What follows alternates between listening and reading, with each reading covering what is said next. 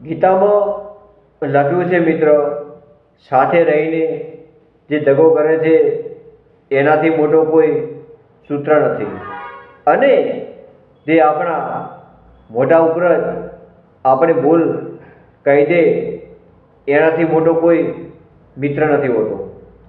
જે વ્યક્તિ તમારી સાથે રહીને પીઠ પાછળ દગો કરે છે તેનાથી મોટો કોઈ સૂત્ર નથી, કારણ કે આવા વિશ્વાસઘાત મનુષ્યને અંદરથી તોડી નાખે છે. તેની સામે એ વ્યક્તિ ખરેખર ભાગ્યશાળી છે, જેને એવા મિત્ર મળ્યા હોય કે તેની ભૂલ હોવા છતાં મોઢા પર સ્પષ્ટ કહી દેતો હોય છે. કેમ કે સાચો મિત્ર એ નથી કે જે તમારી હામાં હા મિલાવે, પણ એ જ તમને ખોટા રસ્તે જતા રોકી શકે અને સાચો માર્ગ બતાવે. જીવનમાં ભીડ